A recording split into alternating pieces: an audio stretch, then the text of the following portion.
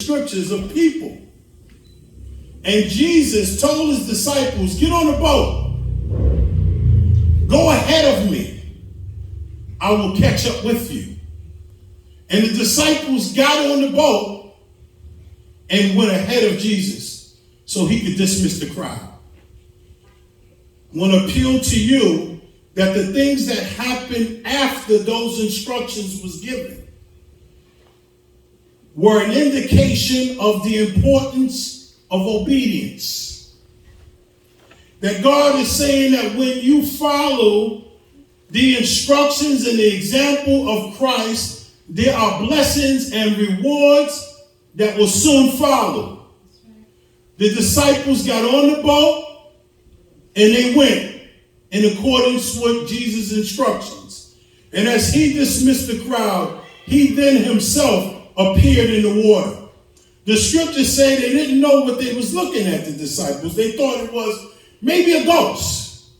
They didn't know, and Jesus called out. Now listen, he didn't call out to all the disciples. He called out to Peter. Peter, why Peter? Peter, remember, was the one who denied Christ. Something has to happen with Peter like it happened with Thomas. Some work got to be done with Peter that didn't need to be done with the rest of the disciples. So he told Peter, come on. Peter was in a little bit of doubt.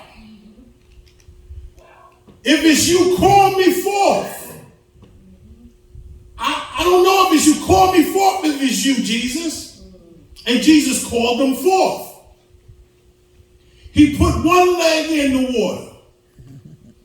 And then he put another one in. And he got out on the water. And he began to walk the water. Because he believed that Jesus called him. Both feet on the water. Peter actually walked the water. At the request of Jesus to come to him. He believed it was Jesus. He said, call me if it's you. And Jesus called him and said, come. And when he called him, he came because he believed it was Jesus. But then a strong tide came of some kind to disrupt the water. And Peter got distracted. And when he got distracted, he began to have doubt in his mind and then needed help. He needed to be rescued by Jesus. How many of us believe in Jesus, but then when some difficulty befall us, some trial, some test, we know we're called. We know we're called to do something. But then when the waters get a little rough, we begin to have doubt about whether we should be doing things in accordance with the power of Christ because we fall into a state of doubt.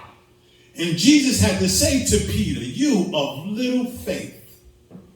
He wasn't putting Peter down, but he was saying to Peter, if you would have stayed with your faith, you would have continued to walk the water. But because you allowed doubt to enter into your mind about what was going on, instead of focusing on the wave that was coming at you, you should have been focusing on the power of Christ that called you.